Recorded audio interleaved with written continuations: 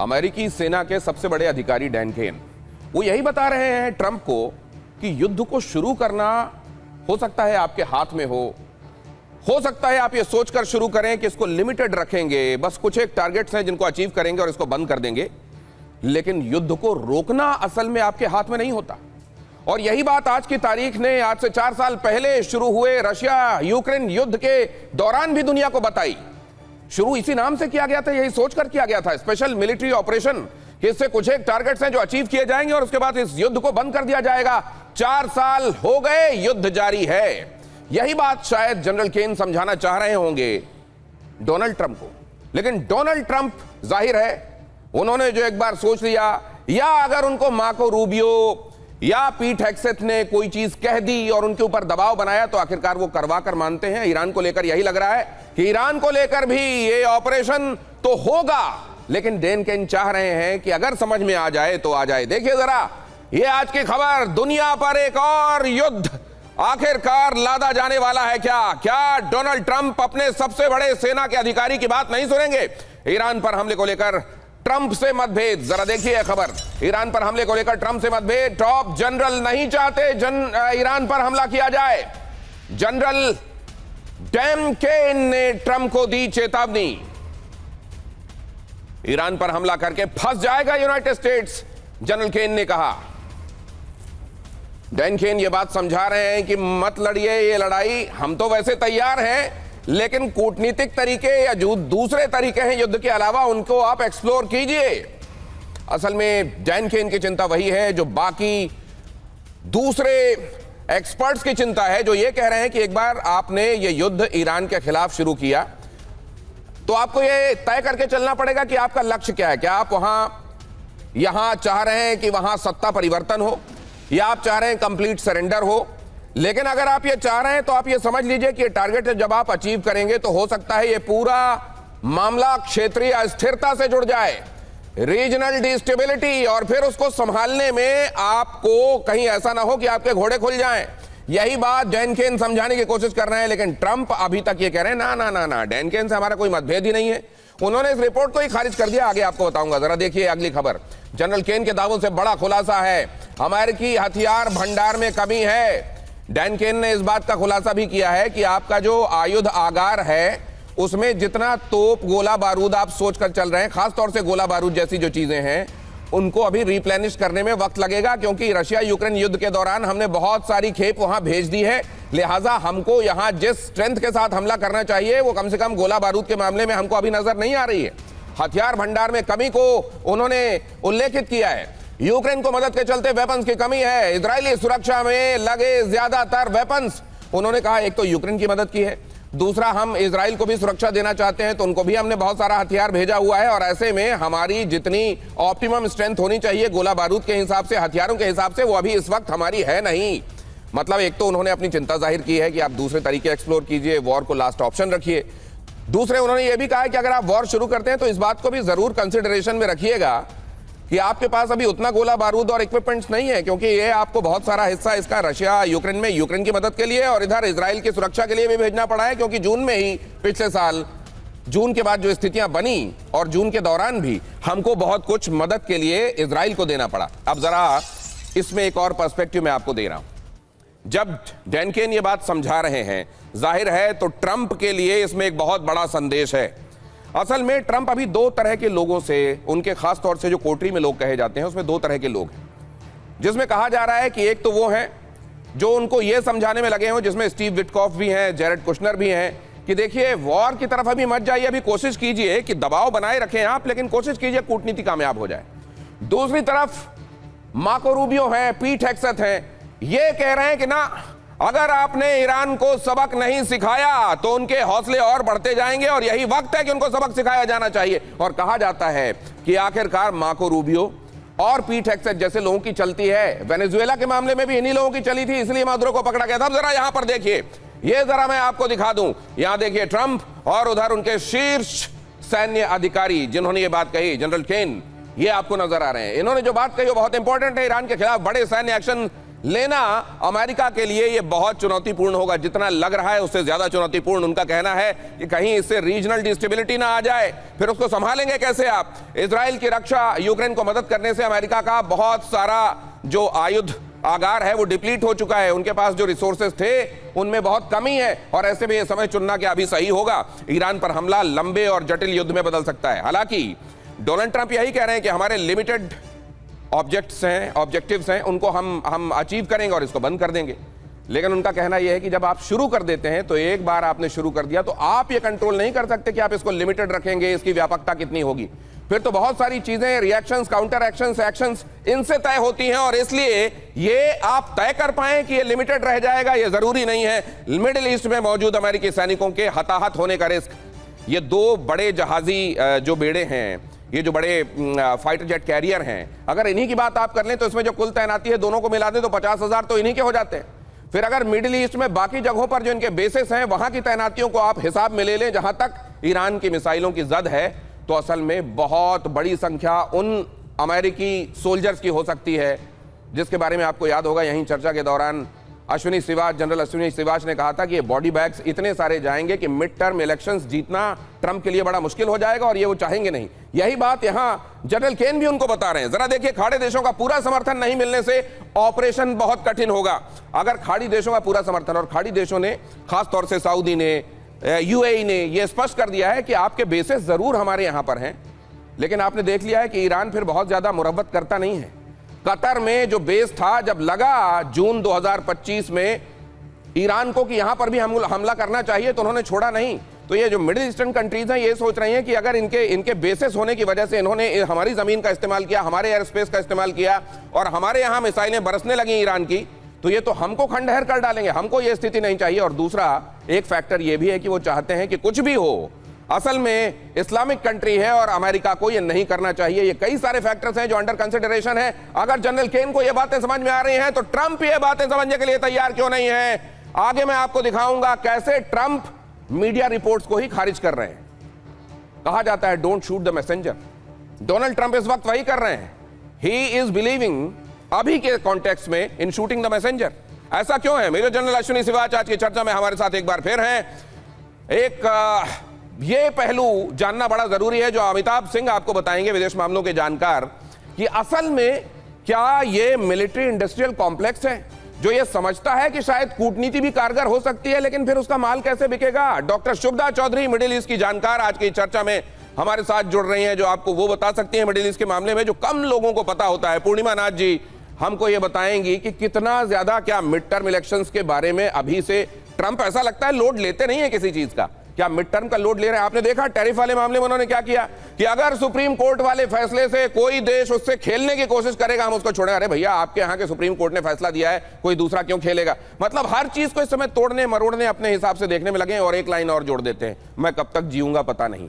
ये सिंपैथी और साथ में ये सब क्या चल क्या रहा है अमेरिका में, पूर्णिमा नाथ जी हमको बताएंगे। लेकिन सबसे पहले मैं जानना चाहता हूं, अगर जनरल केन को यह बात समझ में आ रही है, जनरल सिवाच, तो फिर डोनाल्ड ट्रंप को समझ में क्यों नहीं आ रही है? और देखो, बिल्कुल ठीक है दिनेश। हाँ, ये ऐसा क्या है कि जब चेयरमैन चीफ ऑफ स्टाफ है जनरल डैन केन, वो बता रहे हैं कि भाई अभी समय नहीं है, हमारी तैयारी पूरी नहीं है, हमारे जो रिजर्व्स हैं वो डिप्लीटेड हैं क्योंकि हमने यूज़ कर लिए हैं इजराइल और यूक्रेन में, और वो ये कह रहे हैं कि एक प्रकार से दलदल है लड़ाई, आपने स्टार्ट करने के बाद कब अंत होगा ऐसा कहना मुश्किल है, क्योंकि एडवर्सरी क्या रिएक्शन करता है उस पर डिपेंड होगा। और मुझे भी ये लगता है बार बार कि ये एक प्रकार से जो भी अमेरिका कर रहा है ये एक पोस्चरिंग है, प्रेशर टैक्टिक्स है, क्योंकि अगर हमला करता है अमेरिका तो जो पलटवार करेगा ईरान वो घातक होंगे। वो क्या कर सकता है देखो, उसके बाद 2500 से 3000 मिसाइलें, वो जो मिडिल ईस्ट के अंदर इसकी बेसिस हैं, प्लस जो इसके Ibrahim Lincoln USS aircraft carrier और यूएसएस गेरल्ड फोर्ड होगा, उसके ऊपर हमला कर सकता है। स्वॉर्म अटैक वो है, ड्रोन कम से कम 10,000 के करीब इकट्ठे चलेंगे। और एक बात आपसे समझना चाहता हूं, क्योंकि आप वॉर वेटरन हैं, और लेकिन आप ये भी जानते हैं कि किस तरीके से पॉलिटिक्स प्ले अराउंड करती है वॉर और वॉर स्ट्रेटजीज के बीच में। जनरल केन की ये बातें कहीं ऐसा तो नहीं है कि एक लार्ज स्क्रिप्ट का हिस्सा है जिसमें कुछ एक प्लेयर्स मैक्सिमम प्रेशर के लिए कहेंगे, कुछ एक प्लेयर्स कहेंगे नहीं नहीं हमला बोल देना चाहिए, कुछ एक प्लेयर्स ये कहेंगे नहीं हमको सोचना चाहिए, कहीं ऐसा ना हो कि बाद में हम इसको कंट्रोल ना कर पाए। कहीं ऐसा तो नहीं है लार्जर स्क्रिप्ट है और दुनिया को भ्रम में डालने के लिए किया जा रहा है? हाँ बिल्कुल, मुझे लगता है देने एक सच्चाई है कि जनरल डैन जो कह रहे हैं कि वो एक रियलिस्टिक एप्रिसिएशन दे रहे हैं क्योंकि वो मिलिट्री कमांडर हैं ओवरऑल। और मैं रिफ्रेश करता हूं सर इसको, इस सवाल को रिफ्रेश करता हूं जो मैं पूछना चाह रहा हूं, क्या ये जनरल केन भी जो कर रहे हैं वो एक किसी स्क्रिप्ट का हिस्सा है या वाकई वो ट्रंप को जैसे विभीषण ने रावण को चेतावनी देने की कोशिश की थी कि मत करो फंस जाओगे बाद में, लेकिन वो माना नहीं? क्या इस समय जनरल केन वही भूमिका? अमिताभ जी मैं आपसे समझना चाह रहा हूं ये क्या है, क्या ये नाटक है जिसमें सबकी स्क्रिप्ट है, हर कोई अपना किरदार निभा रहा है, या वाकई ये असल में ये चेतावनी है ट्रंप के लिए? मुझे लगता है ये एक चेतावनी है क्योंकि उनका ही एक प्रकार लक्ष्य ये है कि जीत हो। वो रिस्पॉन्सिबल वन पॉइंट कॉन्टैक्ट हैं कि वो चेयरमैन और चीफ ऑफ स्टाफ हैं। अच्छा। तो अगर वो एडवाइस देंगे वो बहुत महत्वपूर्ण है। और जो यूएस का सेंट्रल कमांड है कतार में वो भी उनके नीचे ऑपरेट कर। ठीक है सर, अब इसी बात को मैं प्रोफेसर अमिताभ के पास ले जाता हूं। प्रोफेसर अमिताभ ऐसा ही है? देखिए पिछले जून में आपको याद होगा जब अमेरिका ने अटैक किया था फर्दो नातान्ज इंस्टॉलेशंस पे, न्यूक्लियर इंस्टॉलेशंस पे, तो उन्होंने कहा था हम 14 दिन बाद इस पर सोचेंगे अटैक करने का। उसके तीसरे दिन ही उन्होंने अटैक कर दिया। यानी ये एक जो ये जनरल साहब अमेरिका के कह रहे हैं उनका कहना ये है कि हम पूरी तरह से कैपेबल तो हैं लेकिन कुछ कमियां रह जाएंगी। और उनका सचमुच ये पॉइंट करना कि इस समय हम तैयार नहीं है, ये भी कहना चाहते हैं कि अगर बात बढ़ी, अगर वहां अव्यवस्था फैली, अगर दूसरे राज्य उस पर इंटरवीन करने लगे तो बूट्स ऑन द ग्राउंड भी भेजना पड़ सकता है। उस समय अमेरिका क्या करेगा? क्योंकि मुझे नहीं लगता आर्मामेंट्स की कमी है अमेरिका के पास इतना कि वो ईरान के अगेंस्ट नहीं यूज कर पाए, लेकिन उनका लॉन्ग टर्म इन्वॉल्वमेंट करने से इस समय वो हिचक रहे हैं। और जो परसों जो टॉक्स होने वाली है, ईरान की दूसरी स्ट्रैटेजी है, मैं यहां ये भी बता दूं, ईरान ये चाहता है कि इसको स्टेजेस में टॉक्स किए जाएं, तब तक जो तैयारी कर सकते हैं वो कर लें। लेकिन जो जून में हुआ था वो इस बार होगा। पिछले बार इजराइल ने अटैक किया था, अमेरिका ने ज्वाइन किया। इस बार अमेरिका अटैक कर रहा है, इजराइल ज्वाइन करेगा और इसकी पूरी संभावना है कि अटैक अगले दिनों कुछ दिनों में हो जाएगी। और भीतर भी विद्रोह जो है जिस तरह से हो सकता है वो भी शुरू हो गए हैं, विरोध प्रदर्शन फिर से शुरू हो गए हैं 40 दिन बाद। तो मुझे ये लग रहा है कि जो अटैक की जो सिंबोलिज्म है वो जरूर यहां पे किया जाए। अब जरा ये देखिए, मतभेद की जो खबर आई कि जनरल डैन केन इस पक्ष में नहीं है कि हमला किया जाए, ट्रंप चाहते हैं हमला किया जाए, मतलब मतभेद है। जनरल केन बहुत बहादुर है, ट्रंप ने कहा ईरान पर हमला होगा तो केन ही उसको लीड करेंगे। एक तरीके से जनरल केन पर उन्होंने प्रेशर डाल दिया। हो सकता है जनरल केन ने कहीं पर यह बात कही हो, सोर्सेज को बताया हो कि मैं तो डोनाल्ड ट्रंप को ये कह रहा हूं, वो कमांडर इन चीफ है, आखिरी फैसला तो उनको लेना है, लेकिन बताना मेरा काम है, उनको मैं ये बात बता रहा हूं। लेकिन अब देखिए कमांडर इन चीफ क्या कह रहे हैं ना, जनरल केन तो हमारे साथ है, उन्होंने कोई ये बात कही नहीं। उन्होंने तो डोनाल्ड ट्रंप ने ये बात तक कह दी कि ये हम इजीली जीत सकते हैं, ये वॉर हमारे लिए बहुत आसानी से जीता जा सकने वाला युद्ध साबित होगा। अब जरा यहां पर ये भी देखिए ट्रंप ने किया बचाव, क्या क्या कहा ट्रंप ने, वो मैं आपके सामने रख रहा हूं। यहां देखिए डोनाल्ड ट्रंप ने कहा जनरल डैन केन की नाराजगी कि ये जो बातें कही जा रही हैं ये असल में गलत हैं, इनमें कोई आधार नहीं है। जनरल केन हमला नहीं करने के पक्ष में बिल्कुल नहीं है। जनरल केन का मानना है कि अगर हमला हुआ तो हम तो बहुत आसानी से युद्ध जीत लेंगे। जनरल केन ने सिर्फ चुनौतियों के बारे में बताया है, उसके बियॉन्ड कुछ नहीं। एक सलाहकार के तौर पर उनका कर्तव्य है चुनौतियों के बारे में बताना। वो राष्ट्रपति को, कमांडर इन चीफ को हर हालत की जानकारी दे, लेकिन आखिरकार यह कॉल कमांडर इन चीफ का होता है और वही लीड करेंगे आने वाले दिनों में इस कैंपेन को। मतलब डोनाल्ड ट्रंप, और कहा जाता है कि पीट हेगसेथ, मार्को रूबियो, वो जो उनको प्रेशराइज करते हैं कि जाइए और आखिरकार युद्ध का ही आसरा लीजिएगा, कूटनीति नहीं कुटाई वाली नीति चलनी चाहिए। क्या वो लोग एक बार फिर से कामयाब होंगे, यही दिखाई दे रहा है? या जनरल केन जो कह रहे हैं उसको कंसिडर किया जाएगा? आपको क्या दिखाई दे रहा है शुभदा जी?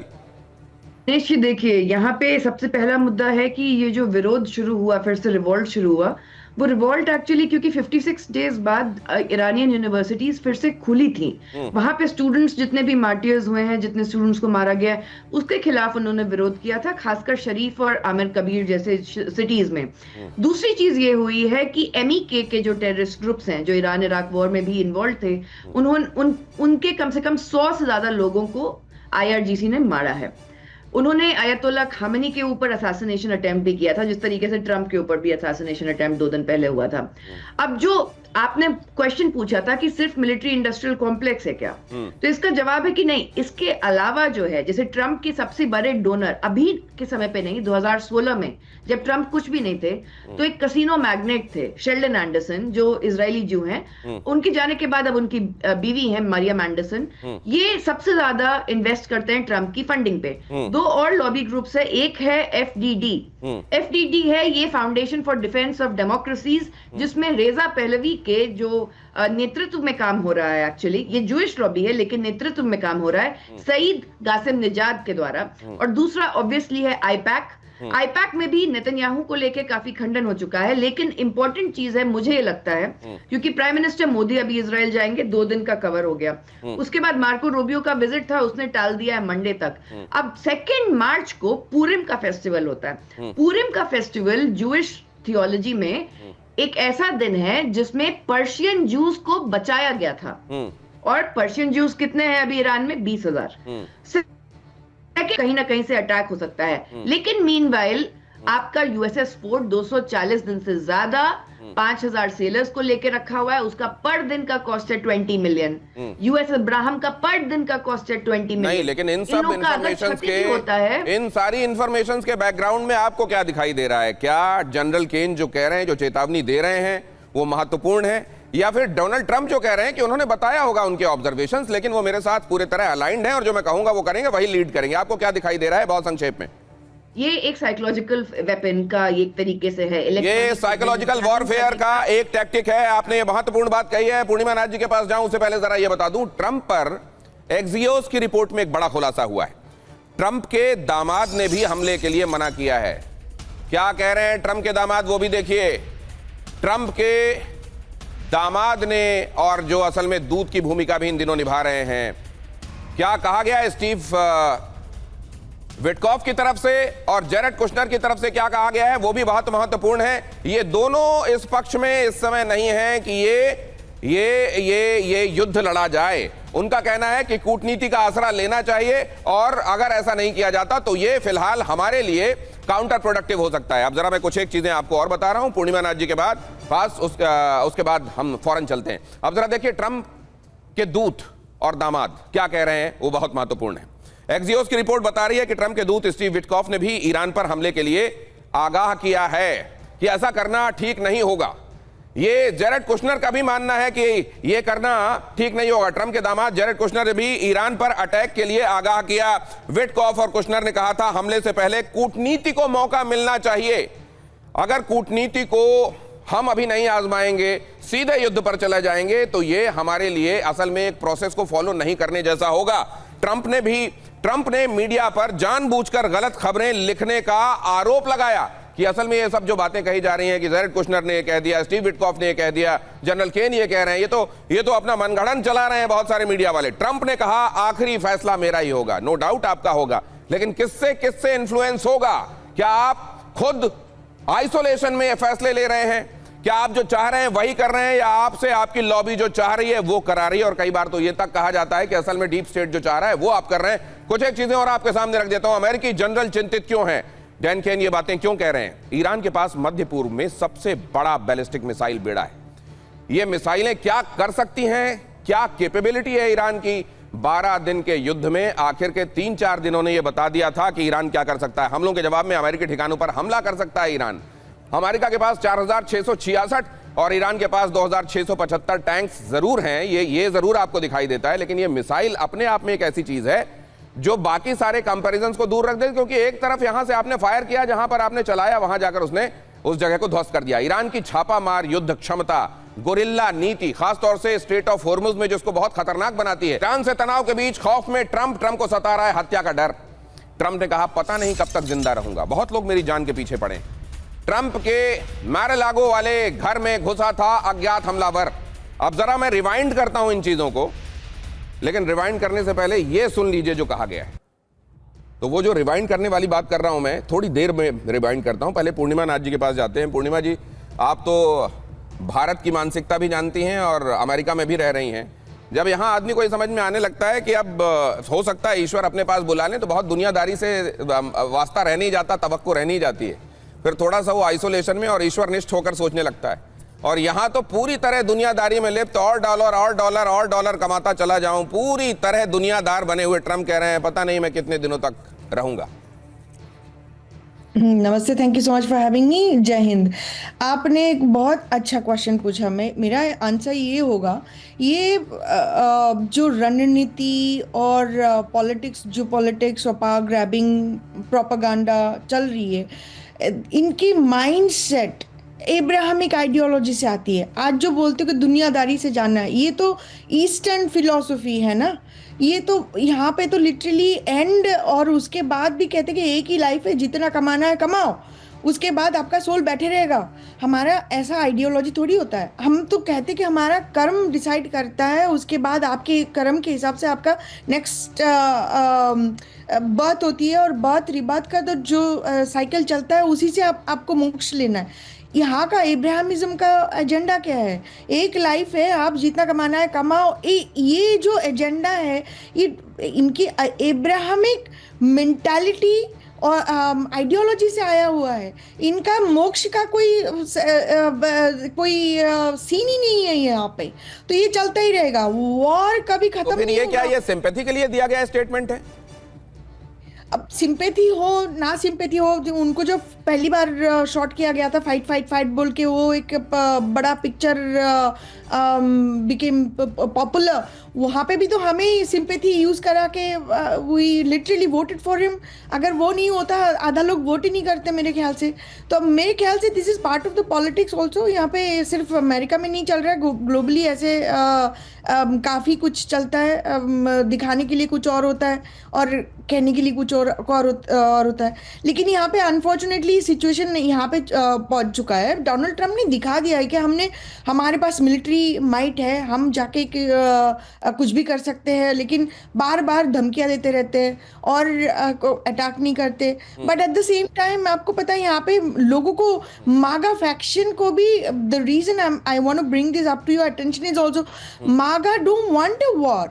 क्योंकि हमने ये the reason we supported, including me, supported Donald Trump is because he said he is against war, perpetual war. अभी सेकंड टर्म में हुआ क्या है? कांस्टेंट वॉर चल रहा है। और जो रशिया यूक्रेन वॉर आपने डे 1 24 आवर्स में खत्म करना था, अभी लिटरली 4 इयर्स हो चुका है, अभी भी ये चलने वाला है।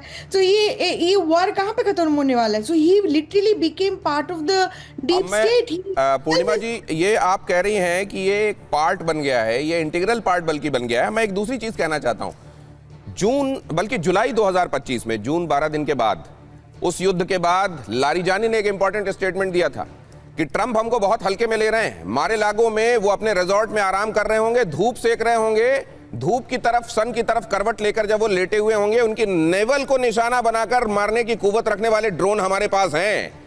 उनकी नाभि को निशाना बनाया जा सकता है, यह कैटेगोरिकली कहा गया था। मारे लागो का जिक्र किया गया था। अज्ञात हमलावर के घुसने की खबर भी सामने आ गई। ये डॉट्स कनेक्ट होते हैं या नहीं होते हैं जनरल सिवाच? देखो, ये सच्चाई है दिनेश कि थ्रेट परसेप्शन तो बहुत ज़्यादा है, मगर मुझे अभी भी ऐसा लग रहा है कि जिस प्रकार से सारा का सारा सिचुएशन बिल्डअप हो रही है मिडिल ईस्ट के अंदर, अभी भी कहीं ना कहीं डिप्लोमेसी के लिए चांस है। क्योंकि जो गलती पिछली बार अमेरिका ने की थी कि भी 12 दिन के जो युद्ध में जब वो टाइम दिया था 14 दिन उससे पहले कर लिया, इस बार सरप्राइज फैक्टर नहीं है। ईरान बहुत तरीके से तैयार है। ईरान के जो 2500 से 3000 जो हाइपरसोनिक मिसाइल भी हैं जिसके अंदर, वो जो हमला करेंगे बहुत घातक होगा और बहुत बॉडी बैग जाएंगे अमेरिका के। दूसरी बात, इसके जो यूएसएस इब्राहिम और यूएसएस गोल्ड फोर्ड है, उसकी भी कोई ना कोई शिप डूब सकती है। तो आप देखें कि एक प्रकार से इसकी जो रिस्पेक्ट है अमेरिका के पूरे वर्ल्ड में, उसको भी खतरा है। तो मुझे लगता नहीं कि उसको मिलेगा क्या, उसको क्या मिलेगा कि क्या रिजीम चेंज हो जाएगी? मुझे नहीं लगता ईरान की रिजीम चेंज होगी, लड़ाई होगी, रिजीम कोलैप्स हो सकती है। कल को IRGC या कोई और रेडिकल एलिमेंट आ सकता है। लीबिया और आपके इराक में क्या हुआ?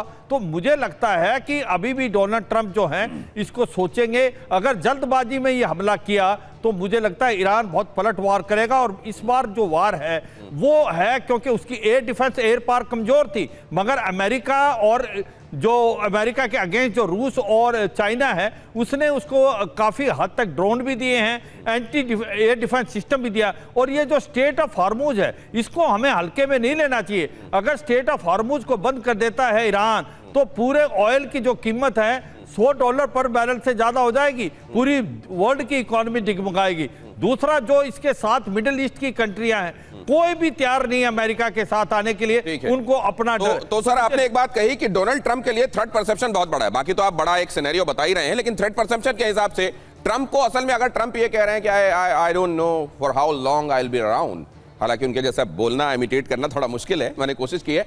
ट्रंप को कौन मारना चाहता है? 22 फरवरी मारे लागो उनके घर में अंदर एक संदिग्ध हमलावर मारा गया था। ये 22 तारीख की घटना मैं आपको बता रहा हूं। अक्टूबर 2025 में आइए, एयरफोर्स 1 के पास एक हंच स्टैंड मिला था।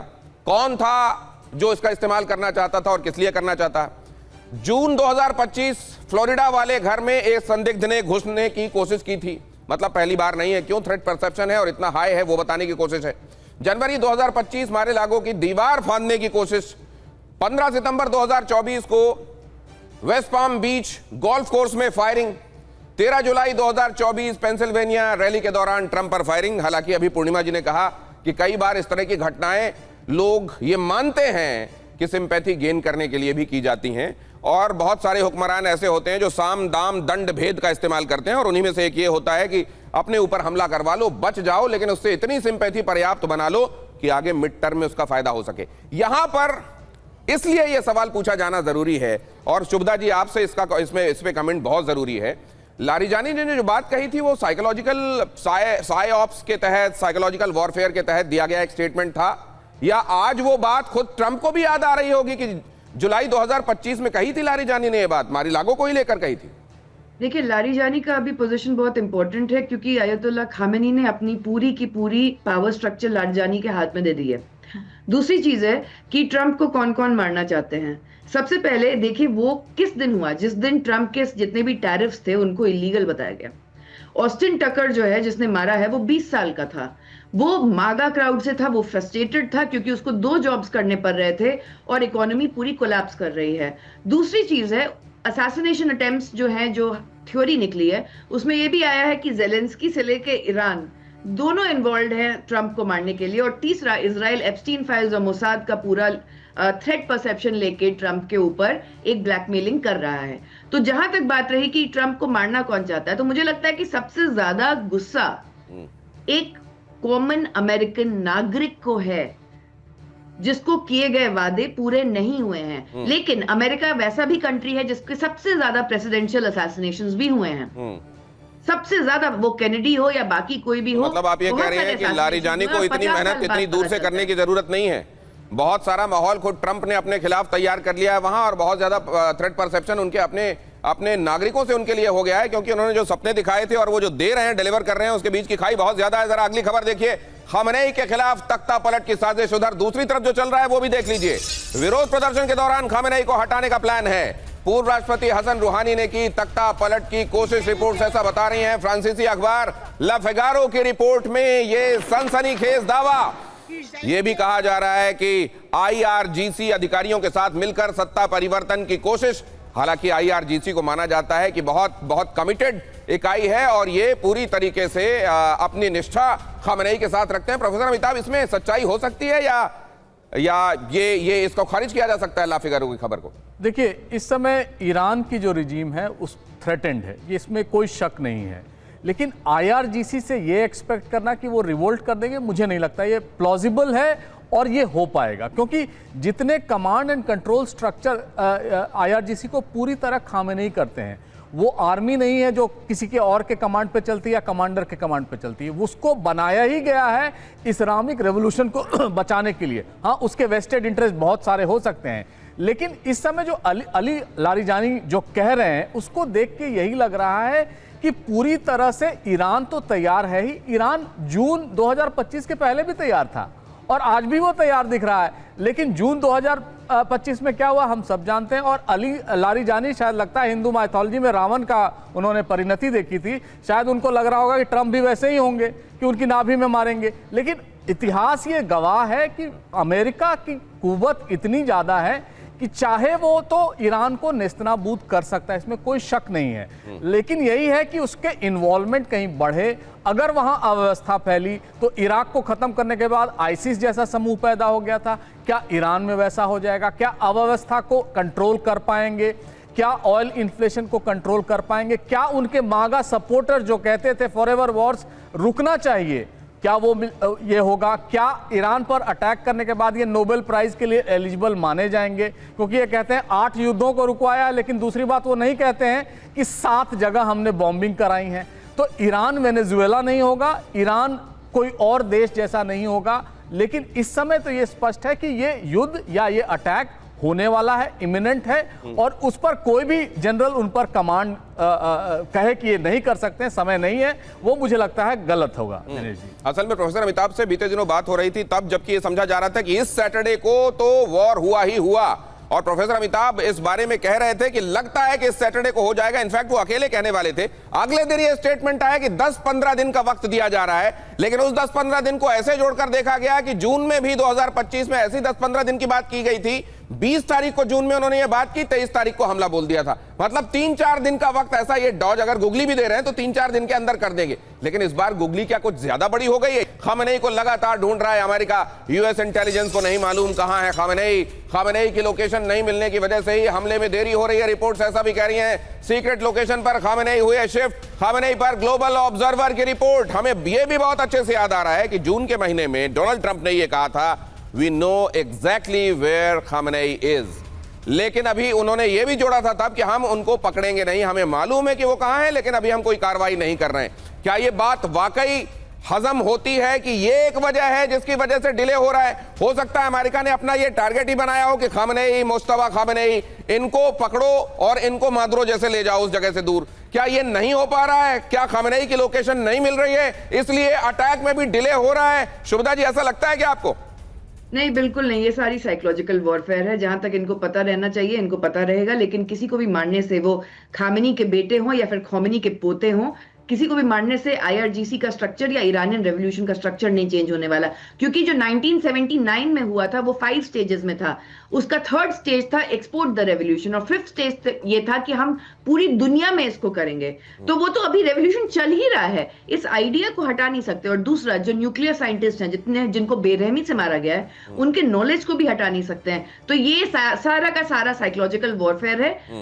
ट्रंप सिर्फ अपना बैलेंस चेक कर रहे हैं। इनिशियली वो कभी नहीं चाहते थे ईरान पे अटैक करना। ओबामा जब भी, उन्होंने कितनी बार, जब वो ट्विटर पे एक्टिव थे तो वो कितनी बार बोलते थे कि ओबामा जो है वो ईरान पे अटैक करेगा, ओबामा ईरान। लेकिन वो 2011 की बात है मैम, वो ट्विटर पे, वो आज भी दिखाया जाता है उसका ग्रैब उस समय के ट्वीट का। लेकिन अब बहुत सारा कहते हैं कि तब्दीली आ चुकी है उनके अपने माइंडसेट में, और सत्ता में रहना, विपक्ष में बैठना, इस अलग अलग तरीके की बुद्धि देता है किसी भी आदमी को। तो जरा मैं आपके पास लौटता हूं कुछ खबरें बताने के बाद। खामेनेई के खात्मे के प्लान का खुलासा पेंटागन ने बनाया था। खात्मे का प्लान, ट्रंप को एक पूरी योजना सौंपी गई थी, प्लान रिपोर्ट सौंपी गई थी। अमेरिकी वेबसाइट एक्सियोस की रिपोर्ट कहती है कि खामेनेई के खात्मे के लिए पूरा एक प्लान सौंपा गया था। जनरल सिवात के पास जाएंगे समझने के लिए, लेकिन उससे पहले खामेनेई का अंत। क्या खामेनेई का अंत, इसकी स्क्रिप्ट अमेरिका में लिखी जा चुकी है? क्या सिर्फ इसको एग्जीक्यूट करना बाकी है? पेंटागन ने ट्रंप को दिया खामेनेई के खात्मे का प्लान। पेंटागन की रिपोर्ट में खामेनेई और उनके बेटे की हत्या का प्लान था। रिपोर्ट में अन्य मुल्लाओं को भी हटाने का प्लान था। पेंटागन ने कहा हर संभावित परिस्थिति के लिए हम तैयार हैं। एक्सियोस की रिपोर्ट इस बारे में बता रही है। जनरल सिवाच, शुभदा जी तो कह रही हैं कि नहीं, ऐसा लगता नहीं है, सिर्फ साई ऑप्स हैं। हाँ बिल्कुल, देखो मुझे भी ऐसा लगता है दिनेश, ये देखना पड़ेगा कि जो मोसाद और सीआईए के एजेंट्स हैं वो 6 महीने पहले इन्फिल्ट्रेट कर चुके थे और वो काफ़ी हद तक इंटेलिजेंस अमेरिका को दे रहे थे। मगर ये भी सच्चाई है कि वो जो चाहते थे कि आईआरजीसी में फूड कराएं, अगर आप वेनेजुएला में लें तो वेनेजुएला में निकोलस मादुरो को कैसे ले गए वो? क्योंकि जो क्यूबा से उनके सिक्योरिटी फोर्सेस थे उनको इन्होंने खरीद लिया। यहाँ पर आईआरजीसी जो है उसमें अभी तक दरार नहीं आई है। तो ये तक जनरल सिवाच कहा जाने लगा है कि मादुरो खुद एक सीआईए एसेट से और इसीलिए उनकी सेफ पैसेज और उनको उस तरह ले जाने के लिए ये पूरी तैयारियां की गई। तो ये इस दुनिया में क्या बहुत सारी चीजें ऐसी भी कर दी जाती हैं जो विश्वसनीय लगे, लेकिन विश्वसनीय होने में आपके पास आ रहा हूं सर। बस कुछ एक चीजें बता दूं। ईरान के खिलाफ अमेरिका की तैयारी, ईरान के खिलाफ अमेरिका की तैयारियां, सस्टेन्ड ऑपरेशन की योजना बना रहे सैन्य अधिकारी। यही एक बहुत बेसिक फर्क है। यहां पर अमेरिकी सैन्य अधिकारी समझ रहे हैं कि एक बार हमने ये मधुमक्खी के छत्ते में हाथ दिया तो बहुत आसानी से हम इसको कंट्रोल नहीं कर पाएंगे, सस्टेन्ड ऑपरेशन चलाना पड़ेगा। डोनाल्ड ट्रंप कह रहे हैं नहीं, इसको लिमिटेड रखेंगे। मिलिट्री बेस और परमाणु बेस निशाने पर यह कहा जा रहा है कि ये जब किया जाएगा, ये कैंपेन जब चलाया जाएगा तो मिलिट्री बेस और परमाणु बेस को निशाने पर लिया जाएगा। आप जरा आगे देख लीजिए। अमेरिका ने बहरीन से हटाए अपने वॉरशिप, बर्क क्लास का डिस्ट्रॉयर भी बहरीन से रवाना। फारस की खाड़ी में ईरान की बड़ी तैनाती के बीच में मूवमेंट, ईरानी मिसाइलों की जद से दूर किए वॉरशिप। रिपोर्ट्स बता रही हैं सैटेलाइट तस्वीरों से, द बैटलफील्ड का यह दावा है कि बहरीन से उन्होंने अपने इस जहाज को हटाया है। आप जरा अगली खबर की तरफ भी ले चलिए। मतलब क्या वाकई कोई तब्दीली आ रही है अमेरिकी अप्रोच में? क्योंकि बीते दिनों तो बहुत हैवी और बहुत एग्रेसिव डिप्लॉयमेंट देखने को मिला था। अमेरिकी एयरक्राफ्ट कैरियर में बहुत बड़ी दिक्कत आ गई है। यूएसएस जेराल्ड आर फोर्ड में सीवेज की परेशानी। $13 अरब के यूएसएस जेराल्ड आर फोर्ड के टॉयलेट जाम हो गए। यूएसएस जेराल्ड फोर्ड की पाइपलाइन में रुकावट की खबर, अधिकारियों के हवाले से अमेरिकी मीडिया की रिपोर्ट। कहा जा रहा है एक सैनिक अगर वॉशरूम जा रहा है तो 45 मिनट लग रहे हैं उसको फारिग होकर बाहर आने में। अब जरा ये भी देख लीजिए, जेराल्ड आर फोर्ड का सीवेज सिस्टम डाउन हो गया है। दुनिया के सबसे महंगे एयरक्राफ्ट कैरियर में sewage system down. USS Gerald के 10 जोन में 600 टॉयलेट में खराबी। सिर्फ 4 दिनों में 205 बार यूएसएस जेराल्ड के सीवेज में परेशानी की शिकायत। यूएसएस जेराल्ड के सीवेज सिस्टम में वैक्यूम में खराबी आने की शिकायतें बताई जा रही हैं। छोटे पाइपलाइन और लगातार इस्तेमाल की वजह से यह खराबी हुई है। अरे क्यूबा में भी तो इसी को इस्तेमाल किया गया था और यहां पर भी यही इस्तेमाल किया जा रहा है। तो यह हो सकता है। और कैरेबियन सी से मिडिल ईस्ट की तरफ बढ़ रहा है यूएसएस जेराल्ड। बिना ब्रेक के यूएसएस जेराल्ड लगातार यात्रा कर रहा है और इसलिए इसमें यह खराबी आ गई है। अब जरा यह भी देखिए, बेहद खराब हालत में यूएसएस जेराल्ड का चालक दल। थकान और तनाव से जूझ रहे यूएसएस जेराल्ड क्रू मेंबर्स। 240 दिनों से समंदर में तैनाती से परेशान जेराल्ड के सैनिक। यूएस नेवल इंस्टीट्यूट न्यूज की रिपोर्ट में दावा, 19 घंटों तक लगातार काम कर रहे यूएसएस जेराल्ड के क्रू मेंबर्स। तो अभी से अगर हालात ये होने लगे हैं तो पीट हेग्सेथ और मार्को रूबियो को भी ये बात समझनी पड़ेगी कि डोनाल्ड ट्रंप से युद्ध के लिए कहा जाए या नहीं। आज अड़ी में आपसे विराम ले रहे हैं, लेकिन कल एक विशेष मुद्दे के साथ फिर मुलाकात होगी।